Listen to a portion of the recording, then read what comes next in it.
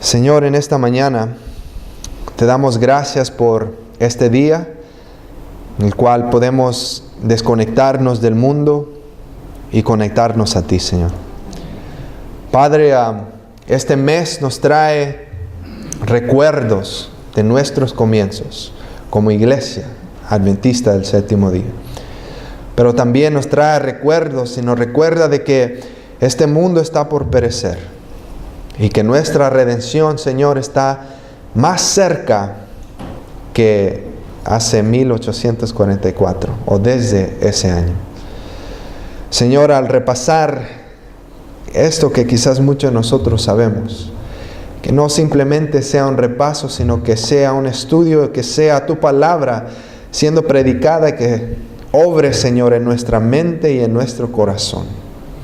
Por favor, perdona nuestros pecados, límpianos de toda maldad y no permitas que nuestros defectos de carácter o cualquier cosas, Señor, que hemos hecho nos impida de recibir tu Espíritu en esta mañana y tu bendición. Por favor, derrama tu Espíritu Santo y guíanos, Señor, al estudiar. En el nombre de Jesús te lo pedimos. Amén. Amén. Antes de comenzar con el tema, quisiera darle un repaso a la historia del pueblo de Israel. Muchos de nosotros ya hemos visto la película Los 10 Mandamientos y que quizás me voy a atrever a hacer esta pregunta. ¿Quién no ha visto la película de Los 10 Mandamientos? Levante la mano. No han visto nunca la película, ¿verdad? De los 10 mandamientos. Ok, 2 personas, okay, quizás 3. Pero todos aquí la conocemos, ¿no es así? Todos conocemos un poco, aunque la película no es exacta como la Biblia, ¿verdad? Hay muchos errores, pero más o menos nos da un tema general de lo que sucedió con el pueblo de Israel. Hay historias resumidas dentro de la Biblia. Y yo quisiera ir ahí. Vamos al libro de Salmos 105, y vamos a leer un poco de la historia. Aquí está resumida. Si usted quiere leer la historia con detalles, vaya al libro de Génesis, empezando desde el capítulo 15 en adelante, porque la historia de Israel comienza con Abraham, ¿verdad? Y usted puede ir y leer Éxodo, leer Levítico, leer Números, leer Deuteronomios, ¿verdad? Leer todos esos libros para que usted capte la historia completa de Israel. Ahora, en el Salmo 105, ahí encontramos una historia resumida de la historia de Israel.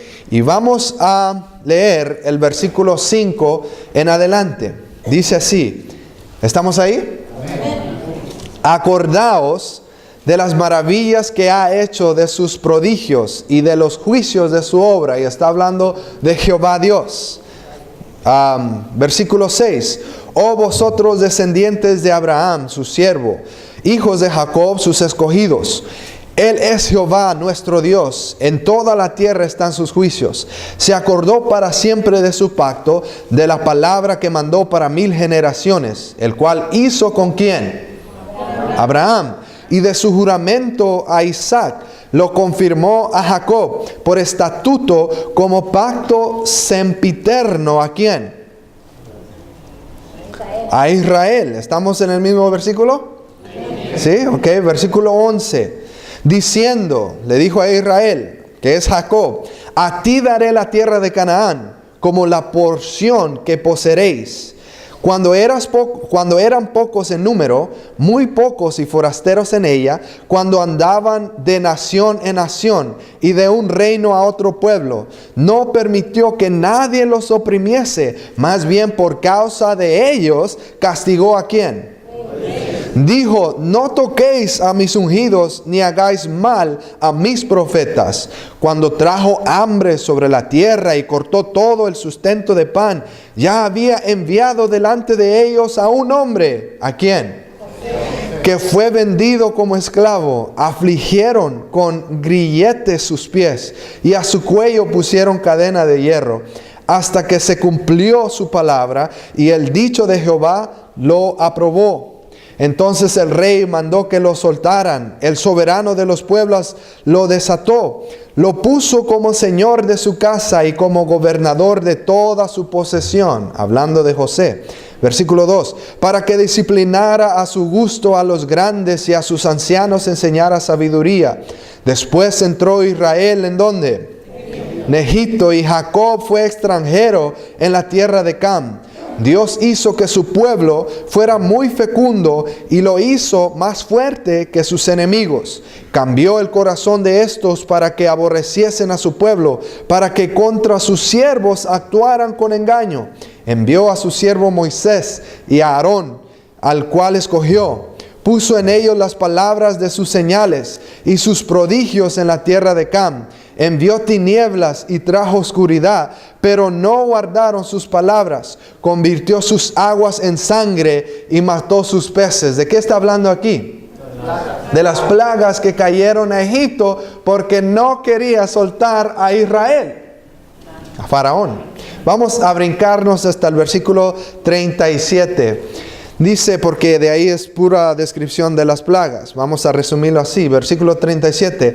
Los sacó con plata y oro. No hubo entre sus tribus enfermo. Egipto se alegró de que salieran porque su terror había caído sobre ellos. Extendió una nube por cortina y fuego para alumbrar de noche. Es muy interesante, hermanos, la experiencia de Israel cuando salió de Egipto finalmente. Cuando salió, ¿verdad?, de Egipto, Dios se mostraba a ellos en forma de ¿qué? De una nube en el día que los cubría del sol, y en la noche esa nube se tornaba ¿en qué? En una nube de fuego, como ven ahí.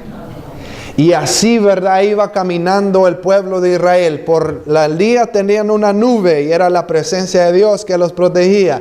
Por la noche, para que no, ¿verdad?, tropezaran con una culebra por ahí, para que no los agarraran de sorpresa, para que no tropezaran, el Señor los acompañaba y su presencia era un pilar de fuego que alumbraba todo alrededor. Imagínense qué escena sería eso de ir caminando y ver ese gran globo para arriba o pilar, ¿verdad?, llena de fuego que camina con usted. Y de repente habla, porque de ahí salía la voz de Dios cuando hablaba a Moisés. Cuando le dijo a Moisés, ¿verdad?, levanta tus manos sobre el mar y el mar se va a partir y los de Egipto van a pasar y yo los voy a destruir. Así hablaba Dios en aquel entonces. Sigue diciendo, versículo 39, extendió una nube por cortina y fuego para alumbrar de noche. Pidieron e hizo venir codornices y los sació con pan del cielo. Abrió la peña y fluyeron aguas, corrieron por los sequedales como río, porque se acordó de su santa promesa dada a su siervo Abraham. Así sacó a su pueblo ¿con qué? Con júbilo sacó a sus escogidos. Les dio las tierras finalmente. Llegaron a donde iban. Les dio las tierras de las naciones y heredaron el fruto de las labores de ellas. Y miren cuál es el propósito por el cual Dios sacó a su pueblo. Para que guardasen sus estatutos y observasen sus leyes. Hermanos, cuando uno estudia o lee la historia de Israel, es una historia increíble. Imagínense, ¿verdad?, tanta gente saliendo, ¿verdad?, como pueblo caminando, y llevaban ahí a todo mundo, hasta el pet, la mascota, ¿verdad? Salieron con vacas, pollos y no sé cuántos de ganado. Salieron con todos los niños, con ancianos, hasta con los huesos de José. Salieron, ¿verdad? Porque José sabía de algo lo que iba a hacer Dios, ¿verdad?, con ellos. Y él dijo, yo no quiero quedarme aquí aún ni muerto. Lleven por favor mis huesos cuando salgan de aquí, porque ciertamente Dios los va a visitar. Amén. Hermanos, cuando uno lee esa historia, es una historia increíble. Pero si usted lee más a fondo la historia de Israel, tiene un gran significado para la iglesia de hoy. Este evento fue tan grande, tan significante, que usted puede encontrar el tema de esta experiencia en casi toda la Biblia. Hasta el libro de Apocalipsis. El libro de Apocalipsis menciona el canto de ¿quién? De Moisés. Y ese canto, ¿verdad?, se refiere al canto que cantaron cuando atravesaron el mar y los egipcios fueron destruidos. Hermanos, hay tanto que estudiar, ¿verdad?, con este tema. Y hay tanto que compartir. Y vamos a salir a las 3 de la tarde en este día. No se crean, no se crean. Vamos a hacerlo cortito, ¿ok? Porque ya hay hambre. Hermano, cuando uno estudia la historia profundamente, encontramos que esta historia tiene por lo menos 3 aplicaciones grandes, muy significativas. Estas 3 aplicaciones son las siguientes. La historia se puede aplicar a la vida de Jesús, la iglesia y nuestra persona, nuestra propia experiencia en la vida espiritual. Y cuando digo 3 aplicaciones, me refiero a que hay paralelos entre la historia de Israel y Jesús, la historia de Israel y la iglesia, la historia de Israel y nuestra experiencia personal en la vida espiritual. Hay muchas similitudes, ¿ok? Y queremos ver estas similitudes, hermanos. Queremos ver qué es, ¿verdad?, lo que Dios tiene con tantas similitudes. Yo me acuerdo cuando yo empecé a estudiar la Biblia, no fui adventista ni cristiano, ¿verdad?, en mi vida. Dios trajo el mensaje a nuestra familia cuando yo tenía unos 19 años. Y nunca había estudiado la Biblia y cuando llegó, ¿verdad?, el mensaje cambió nuestra vida y nos empezaron a enseñar y motivar a leer más la Biblia. Yo me acuerdo que yo empezaba a leer la Biblia y me daba cuenta de algunas cositas. Por ejemplo, todos creo que empezamos leyendo Génesis, ¿verdad? Y tratamos, ¿verdad?, con ganas, empezamos Génesis, ya con Levítico ya venimos medio cansaditos, ya cuando vamos por números y Deuteronomio ya nos duele la cabeza y ponemos la Biblia al lado. Pero me acuerdo que yo empecé con el libro de Génesis y ahí en Génesis yo encontraba cositas muy interesantes, cosas que se repetían vez tras vez. Una de ellas es de que ustedes saben la historia de Adán y Eva. Adán, ¿verdad?, o Eva más bien, fue engañada por la serpiente, comió de la fruta. Fue la fruta, ¿verdad?, que trajo el pecado, o el comer la fruta, que trajo la desobediencia de parte de ellos, porque Dios había dicho, no comáis, ¿verdad?, de este árbol, y a eso me refiero, no quiero confundir a nadie. Pero entonces fue por eso, ¿verdad?, que entró el pecado, por la desobediencia, por comer esa fruta prohibida. Tanto Adán y Eva que la comieron, de repente ellos, ¿verdad?, se encontraron desnudos, perdieron su inocencia, perdieron la ropa de luz que ellos tenían. Y ustedes conocen la historia. Cuando Dios, o más bien, un poquito más de eso, Dios, ¿verdad?, a esta pareja le dijo, multiplicad y crezcan, in other words, have a lot of babies. En otras palabras, tengan muchos hijos, muchos bebés, y llenen la tierra, ¿verdad?, de hijos. Entonces, viene el pecado, nacen hijos, se llena la tierra, pero en vez de ser de bendición, es una maldición. Porque la Biblia, Moisés dice que Dios se arrepintió de haber creado al hombre por ver tanta maldad en la tierra. Y entonces Dios manda el diluvio y destruye toda la tierra y todos los habitantes. Y solamente los hombres y mujeres y animales que quedaron en el arca sobrevivieron. Entonces Dios nuevamente empieza otra vez la tierra. Y si usted lee en ese capítulo de la tierra, de lo que pasó, el lenguaje es muy similar. La familia de Noé sale y Dios le dice, ¿verdad?, come esto y come lo otro, y multiplicaos y henchid la tierra, ¿verdad? Otra vez lo mismo que hizo con Adán y Eva. Pero después, ahí va el hombre otra vez a meter la pata. Por causa de una fruta, y esa fruta en este caso, ¿qué fue?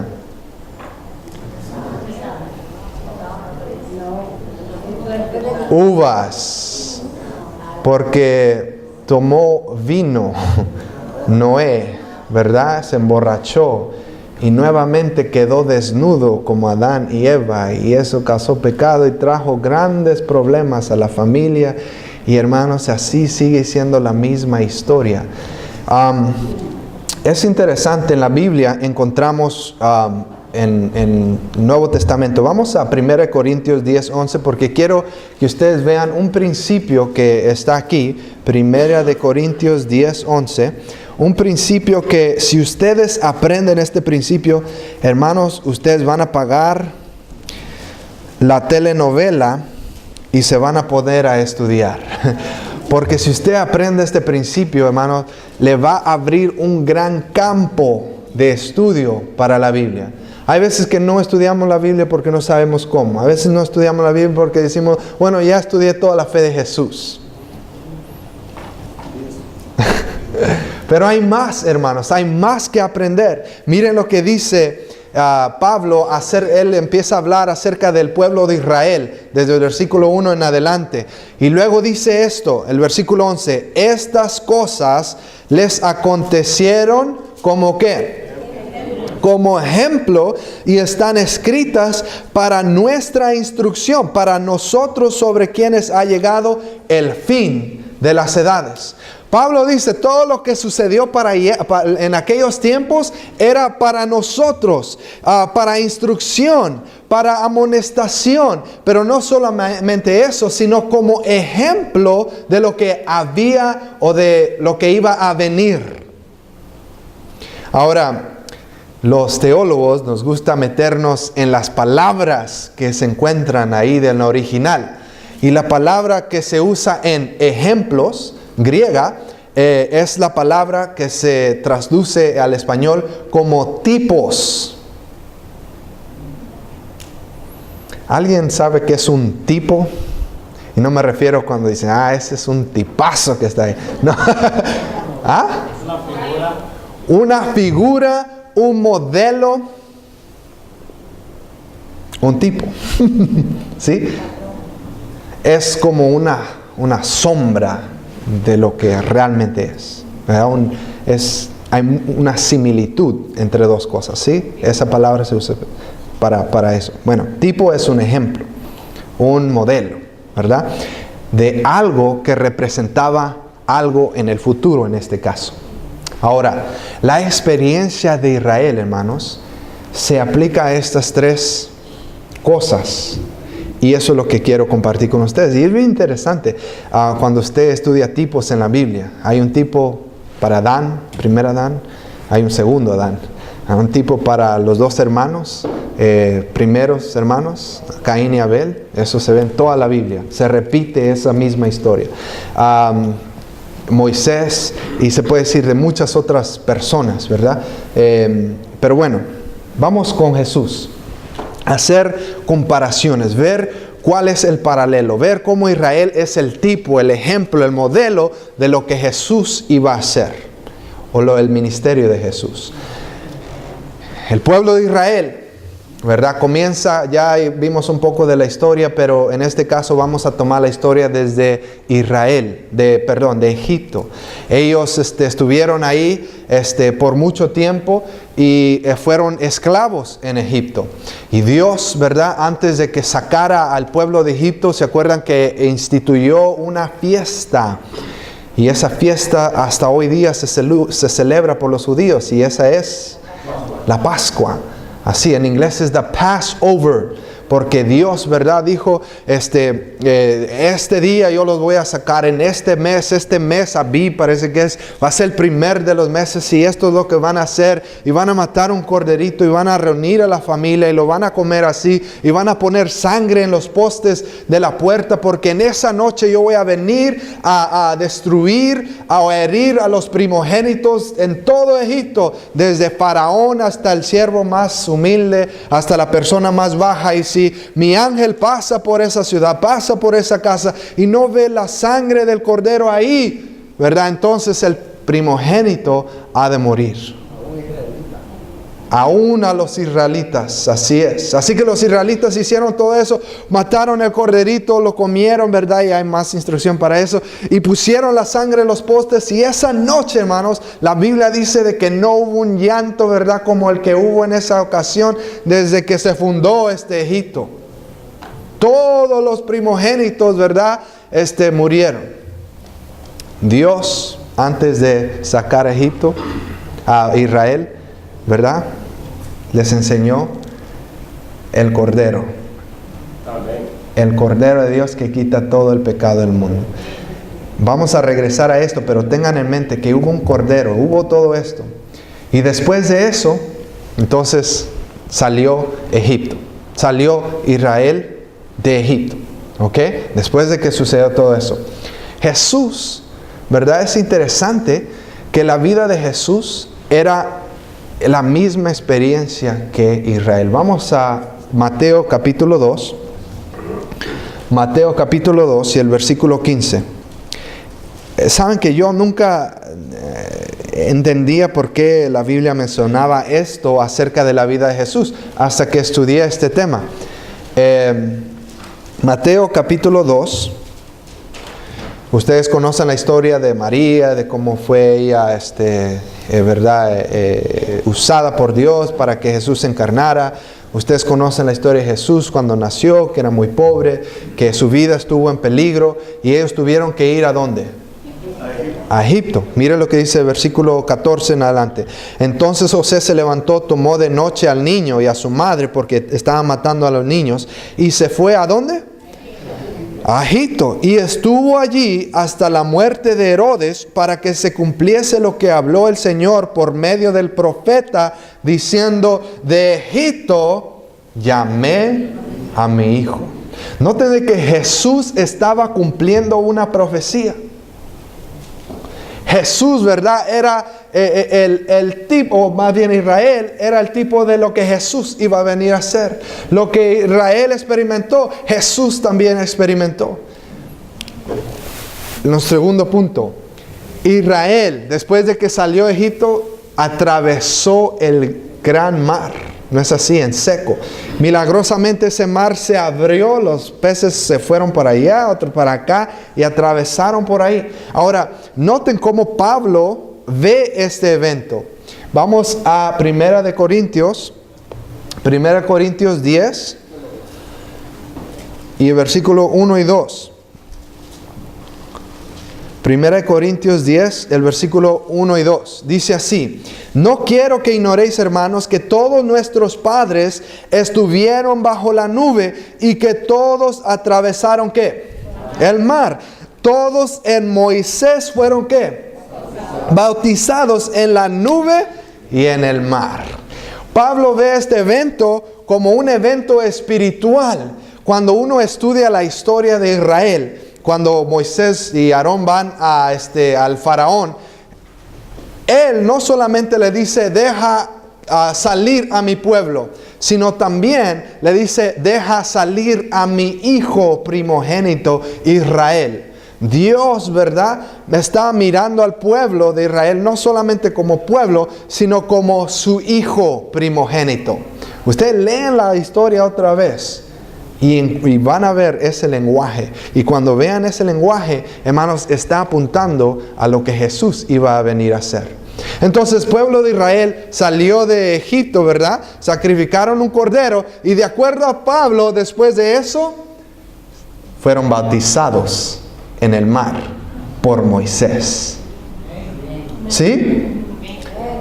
Hermanos, Jesús salió de Egipto y Él no tenía que sacrificar nada. Él mismo era el sacrificio, el Cordero de Dios que quita el pecado. Pero después de eso, Jesús también experimentó el bautizo en su vida. Juan no quería, pero dijo: hazlo porque es necesario cumplir, ¿verdad?, toda la justicia. Eso se tiene que hacer. Quizás Jesús sabía lo que estaba haciendo por la historia de Israel. Nuestro segundo punto. Después de que salieron de Egipto, después de que atravesaron el mar, los pueblos de Israel se les dio el sábado. Y esto fue antes de que se le diera la ley de Dios. ¿Yes? Porque la ley de Dios vino después de que Dios les mandó a descansar en el día sábado. Nuevamente, lean la historia. Y cuando vemos la vida de Jesús, toda la vida de Jesús, la Biblia dice que Jesús era su costumbre ir ¿a dónde? El sábado, a la sinagoga, a la iglesia. Pero Jesús también no solamente descansó, sino que también murió por la transgresión de la ley. Pablo dice, mas el pago del pecado es muerte, mas la dádiva de Dios es vida eterna en Cristo Jesús. ¿Y de qué es pecado? De acuerdo a la Biblia. 1 Juan 4:3 parece que es. El pecado pues es la transgresión ¿de qué? De la ley. Right? La muerte de Jesús tuvo que ver con el pecado, sí, pero también con la ley de Dios que se había quebrantado. Jesús, ¿verdad? No vino a quebrantar ninguna ley. Él dijo, ¿verdad? Yo vine a cumplirla, a establecerla. Y después, el pueblo de Israel recibió la instrucción o el mandato de construir un santuario. Y de su pueblo, ¿verdad? Se le puso a los levitas a trabajar y ministrar, ¿en qué? En el santuario. Jesús, después de su muerte, después de que vino a probar, confirmar la ley, ¿verdad? Murió por el pecado. Y después de su muerte subió al cielo. ¿Y a qué parte del cielo subió? La Biblia dice que Jesús subió al cielo, ¿verdad? A interceder. Se sentó a la diestra del Padre a interceder por ti y por mí. Y esta obra de intercesión estaba figurada, ¿verdad? En el santuario. Jesús tomó el lugar de sumo sacerdote ahora para todos. Para todo el mundo. Ya no era Aarón, ya no eran todos estos levitas. Ahora el verdadero sacerdote por la humanidad estaba aquí, era Jesús. Y hoy en día, hermanos, Jesús está allá en el cielo con esas ropas de sacerdote todavía. Está haciendo la última obra ya en el cielo, en el plan de salvación. Muy pronto Él se va a quitar esas ropas de sacerdote y Él se va a poner sus ropas de guerrero, porque hay una dama que le está esperando aquí en la tierra, ¿verdad? Y Él viene a rescatar a su esposa, a su novia. Amén. Finalmente, después de muchas pruebas, después de años, después de muchas cosas que sucedieron en el desierto y, ¿verdad? Con Moisés, con Josué y todas esas personas, llegaron al blanco. Llegaron a cumplir la promesa, o Dios cumplió su promesa de llevarlos a la tierra de Canaán, la tierra prometida. Hermanos, Jesús está preparando la Canaán celestial, el lugar donde nosotros vamos a morar. Jesús dijo, ¿creéis en Dios? Cree también en mí. En la casa de mi Padre muchas moradas hay. Voy pues a preparar lugar para vosotros. Hermanos, esa tierra, ¿verdad? Va a ser una tierra increíble. Que no hay, la Biblia dice, ni oído ha oído, ni ojo ha visto, ni qué más. Ni ha subido al pensamiento de cualquier hombre las buenas cosas que Dios ha preparado para todos que le aman. No, va a ser una cosa increíble. Pero noten los muchos paralelos que hay, ¿verdad? En Israel con Jesús. Ahora, ¿cuáles son los paralelos entre Israel y la iglesia de Dios? Israel perdió la fe pura, el evangelio puro, cuando pasaron por los 400 años en Egipto. La fe que fue entregada a Abraham, que fue pasada a Isaac y después a Jacob y después a las 12 tribus de Israel, ¿verdad? Se perdió cuando Jacob e Israel vinieron a Egipto y se quedaron ahí en medio del paganismo y fueron esclavizados y estuvieron ahí por 430 años. Esa fe pura, ¿verdad? Que habían recibido, que Dios había entregado a los padres, a los patriarcas, se perdió en el tiempo de Egipto. Yo no sé por qué se brincó eso, pero bueno, ya mencioné eso. Tuvo una fe, evangelio puro, en los tiempos de Abraham, Isaac, ¿verdad? Después Israel perdió la fe cuando estuvo ahí en Egipto. Noten el Israel moderno. El Israel moderno, el pueblo, la iglesia de Dios, cuando empezó con Cristo Jesús, no con 12 tribus, sino con 12 apóstoles, también tuvo una fe pura que fue entregada a los apóstoles. Pero tiempo después de que murió Jesús, empezaron a suceder cosas que se miraban, movimientos que estaban poniendo en peligro la fe pura. Y por eso, ¿verdad? Judas tuvo que escribir a toda la iglesia, ¿verdad? Hermanos, los escribo para que contiendan por la fe que una vez fue dada a los apóstoles. Ya en esos tiempos se miraba que había algún peligro con la fe pura que Jesús había entregado, no a 12 tribus, sino a 12 apóstoles. Y ciertamente sí sucedió así. El libro de Judas y Pablo en todos sus escritos habla de un poder, de una nación que iba a oprimir a los santos, que iba a oprimir a la iglesia. Y esa iglesia perdió la fe o el evangelio puro en los tiempos de la oscuridad espiritual, que son conocidos como los 1260 años en la profecía. Ahora, quizás ustedes no saben esto, hermanos. Si no saben, es tiempo de estudiar. ¿Sí? Somos adventistas. We can do it. Lo podemos hacer, hermanos. Podemos hacerlo, podemos estudiar. Dios, la manera que ha puesto la profecía es como el ABC, es como usted aprende a hablar, aprende a escribir. Cuando uno aprende, ¿verdad?, a hablar, a escribir, primero se aprende ¿qué?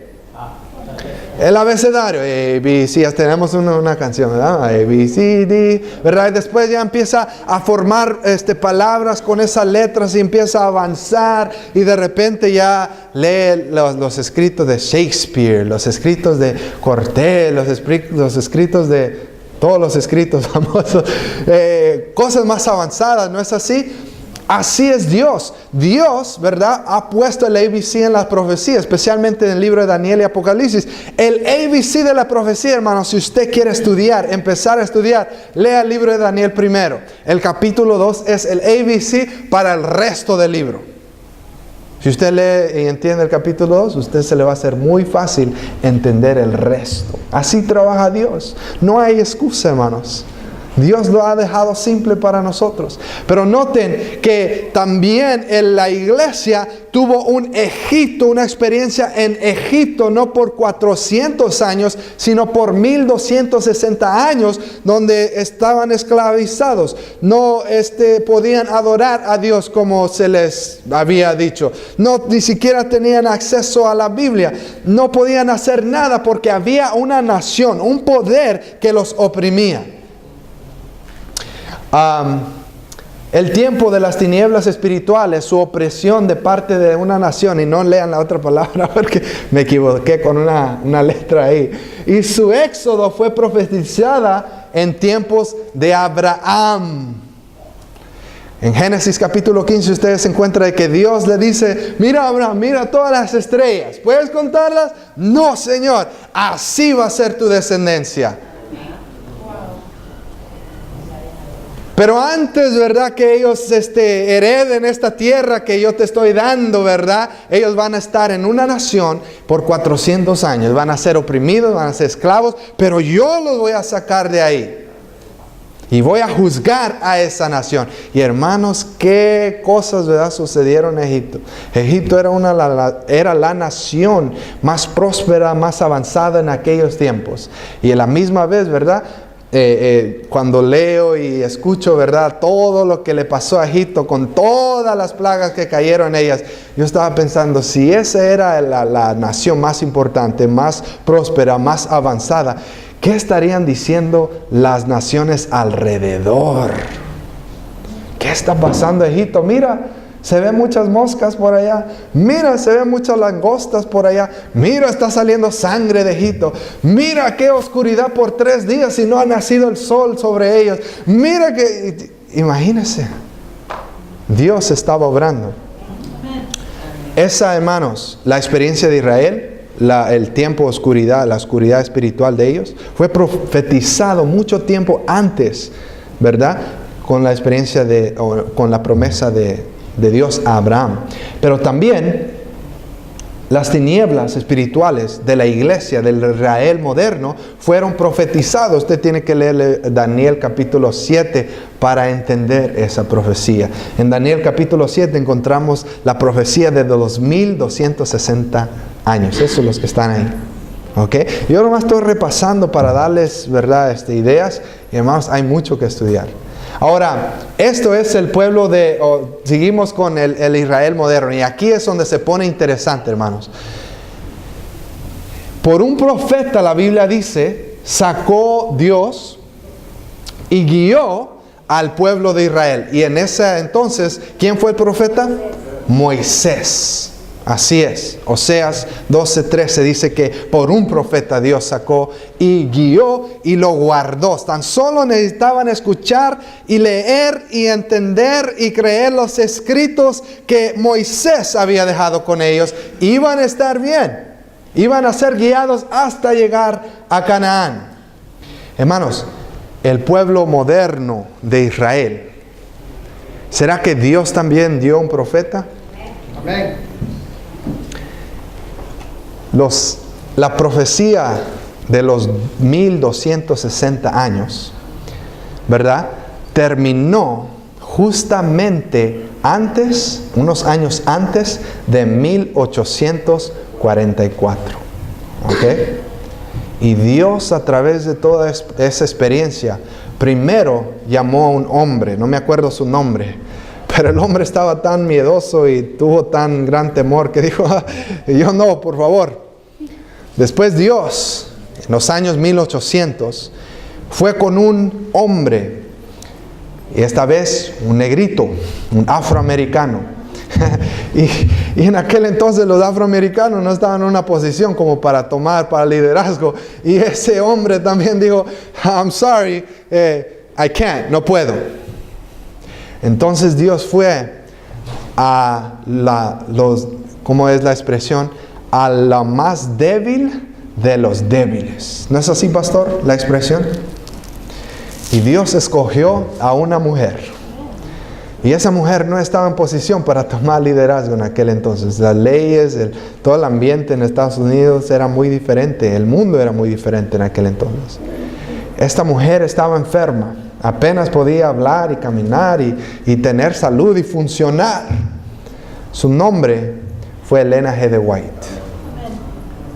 Y Dios la escogió como vocera para confirmar y para guiar y para ministrar a su pueblo que había salido de opresión, de este Egipto espiritual. Y hermanos, hasta hoy en día, Dios está guiando a su pueblo a través de un profeta. Y ese profeta es Elena G. de White. Quizás usted ha escuchado algo diferente, pero quiero decirle de que la Biblia no se equivoca. Sí hay un profeta hoy en día. Sí hay escritos, ¿verdad?, modernos que se pueden aplicar a nuestra vida, a nuestro mundo hoy. Sí hay luz y guianza en este tiempo cuando nuestra iglesia se atraviesa por una grande tormenta de doctrinas y de problemas y de tantas cosas, ¿verdad?, que están sucediendo. Nosotros podemos tener la confianza de que Dios está en control, de que Dios sabe lo que está sucediendo, Él sabe lo que va por venir, y todo lo que tenemos que saber están escritos en los escritos de Elena G. de White. Yes. Hermano, hoy en día a veces es difícil predicar esto, porque Satanás está atacando a su iglesia, a nuestra iglesia, de una manera increíble. Así que mantengan esto en mente. Dios guió al pueblo, después de salir de Egipto, por un profeta. Al pueblo Israel moderno, también. ¿Ok? Por un profeta. Ya casi estoy llegando al final. Se le entregó el mensaje del sábado, la ley de Dios y del santuario, ¿verdad? Una segunda vez, como ya hemos visto. ¿Y qué creen? A Israel moderno también se le entregó estos 3 pilares de la fe, pero esta vez con la énfasis en la obra de Jesús en el santuario celestial. La iglesia cristiana había perdido, ¿verdad?, el mensaje del sábado. Aquí y allá unas personas, ¿verdad?, unas iglesias lo guardaban, pero no, ¿verdad?, tenía un pueblo que era señalado por este día, que predicaba y practicaba la ley de Dios y que tenía el conocimiento de lo que estaba sucediendo o está sucediendo en el santuario celestial en este día. A la iglesia adventista, hermanos, se les dieron estas grandes pilares de la fe que usted no va a encontrar en ninguna otra iglesia. Usted le va a tomar toda su vida buscando otra iglesia, pero déjenme ahorrarles tiempo. Aquí está el mensaje. Quizás nosotros no estemos siguiendo al pie de la letra, hermanos, pero en nuestros escritos ahí está todo el mensaje. No crea lo que yo vivo, lo que esta persona vive. Crea lo que está escrito en la Biblia. Crea lo que Dios ha dejado, ¿verdad?, a través de su profeta. Ahí está toda la verdad que usted necesita. Amén. Nuevamente se repite la historia. Se le da la doctrina del sábado, del santuario, ¿verdad?, de la ley de Dios. Después de muchas pruebas y luchas, el pueblo de Israel llegó a tomar la tierra prometida, hermanos. Muy pronto el pueblo de Israel moderno tomará la tierra prometida, la Canaán celestial. Yo no sé de ustedes, pero estas son buenas noticias para mí, hermanos. Dios está detrás de su iglesia. Dios no pasa por alto aquí, ¿verdad?, en la tierra, lo que está sucediendo aquí en la tierra. Dios tiene control de toda la historia. Y Dios quiere tomar control de tu historia. Porque esta profecía y esta historia también se aplica a nuestra persona. Egipto es un símbolo del pecado. Los israelitas estaban esclavizados en Egipto con pecado. Cuando uno, ¿verdad?, antes de que conoce a Dios, antes de que acepta a Jesús, antes de que haga cualquier cosa, uno está en Egipto, en pecado, esclavizado. No importa cuán bien te puedas comportar y cuán bonito aparezcas ante la sociedad, tú no puedes hacer nada si no estás dentro del plan de Dios, si tú no experimentas la salvación que está en Cristo Jesús. ¿Cuál es esa salvación? Nosotros, hermanos, tenemos que salir de Egipto. Tenemos que dejar el pecado. Pero antes que dejemos el pecado, Dios tiene que hacer algo. Dios tiene que mandar al Cordero sacrificado. Ese Cordero es Cristo Jesús, que quita el pecado del mundo. Cuando tú crees en su sacrificio, en su muerte, cuando tú crees en la sangre y lo pones ¿verdad?, en los dentiles, no de una puerta, sino de la puerta de tu corazón, Dios te da el poder para liberarte del pecado. ¿Y qué sucede después? Dios no termina ahí. No solamente te perdona tu pecado, te quita tu pecado. Dios tiene un plan para tu vida. Dios tiene un plan para prosperar tu vida espiritual. ¿Y cuál es ese plan? Después tienes que experimentar el mar como Israel lo experimentó. Tienes que experimentar el bautizo. El bautizo no ahora en Moisés, sino en Jesús. Pero después de eso, ¿verdad?, Dios quiere que descanses. Dios quiere darte una bendición completa. Hay veces, hermanos, que nosotros, ¿verdad?, Dios tiene los mejores planes para nosotros, pero nosotros creemos que podemos hacer las cosas mejores. Trabajamos en sábado. Dios quiere decirte, no te preocupes, yo voy a proveer por todo, ¿verdad? Solamente obedéceme, vas a estar bien. Amén. A veces no creemos a eso y nos vamos a hacer lo que a nosotros nos gusta. Pero Dios dice, este es el plan. Ven a descansar. Tengo planes para ti en la iglesia. Tengo planes para ti cuando vienes el sábado a la iglesia. Tengo planes para tu vida espiritual, para tu alma cuando tú guardas el sábado. Hermanos, el sábado es una delicia. Si usted, ¿verdad?, quiere experimentar lo que Adán y Eva vivieron en el Edén, usted guarde el sábado conforme a la Biblia. Porque en aquel día, hermanos, Dios hablaba cara a cara con Adán y Eva. Bajaba del cielo para estar con Adán y Eva, y ellos podían verlo. Pero hoy en día, aunque no lo podemos ver, Dios baja, ¿verdad?, con su pueblo aquí en el día sábado. Y hermanos, yo había ido a muchas iglesias, pero nunca experimenté la presencia de Dios como cuando empecé a entender lo que es el sábado y la presencia de Dios en este día especial. Dios tiene una cita con nosotros el sábado. No te pierdas esa cita. No pierdas esas bendiciones. Después Dios, note lo que Dios hace. Dios, después de que tú eres bautizado, ¿verdad?, Dios empieza a obrar en tu vida. Te quiere dar descanso, pero no solamente descanso, quiere que tú seas bien. La ley de Dios te da para guardar, para que te vaya bien. Pero después te da el mensaje del santuario.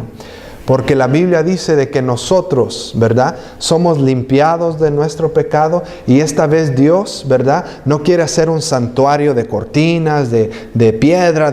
Dios quiere hacer un santuario en ti. Pablo dice, ¿o no sabéis que qué? Que somos cuerpos, ¿verdad?, del Espíritu Santo. Somos un santuario para Dios. Dios quiere esta vez morar en ti. Y hermanos, muy pronto, a cada uno de nosotros, Dios nos va a llevar a la Canaán celestial. Pero antes de llegar ahí, tenemos que pasar por todo eso. Como iglesia y como persona individual. ¿Dónde estás tú en esta mañana? Quizás hay personas que todavía están en Egipto y no saben cómo salir del pecado. Queremos decirte que Dios tiene una respuesta. El Cordero de Dios, Cristo Jesús, que quita todo pecado. No importa cuán negro sea, Dios puede perdonar cualquier pecado. Quizás algunas personas ya han salido de Egipto, se han bautizado y están luchando con el sábado. Están luchando con la ley de Dios. Están luchando con el santuario porque no saben, ¿verdad?, o no entienden la presencia de Dios en uno. Hermanos, en esta mañana nosotros como iglesia queremos orar por cada uno de ustedes. Porque solamente unidos, hermanos, vamos a poder llegar a la tierra a la Canaán celestial. En esta mañana yo voy a pedir todos los que quieran decir, Señor, ayúdame a salir de Egipto. Ayúdame, Señor, a ser bautizado. Ayúdame, Señor, a ser un santuario de mí. Yo quiero que tú mores en mí. Ayúdame a llegar a la Canaán celestial. Amén. Quiero ser parte de esa experiencia. Y si ese es tu deseo, yo te voy a pedir que te pongas de pie para hacer una oración y terminar en esta mañana.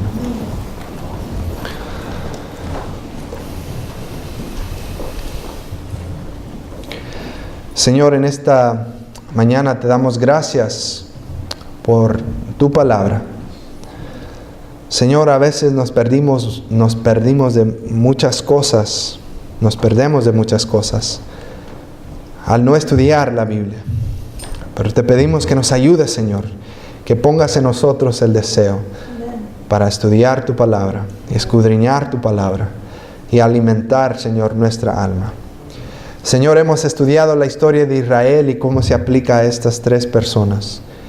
Señor, en esta ocasión te pedimos que nos ayudes a que podamos tener la experiencia de Israel, que podamos ver tus maravillas, tu poder al tú abrir ese mar, Señor, y nosotros poder ser bautizados y dejar la vida pasada.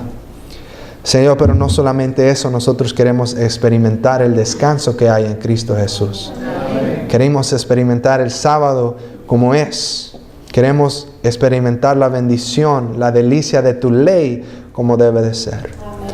Y queremos, Señor, ser un santuario donde tú mores, Señor. Y queremos, Señor, pronto ir a la Canaán celestial y estar contigo, Señor, para siempre. Amén. Señor, si hay alguien aquí que está luchando en cualquier área de la vida, de su vida espiritual, Señor, por favor, obra en nosotros. Derrama tu Espíritu Santo. Fortalécenos y ayúdanos en todo lo que vamos a hacer. Amén. Gracias por escuchar nuestra oración. Te lo pedimos en el nombre de Jesús. Amén.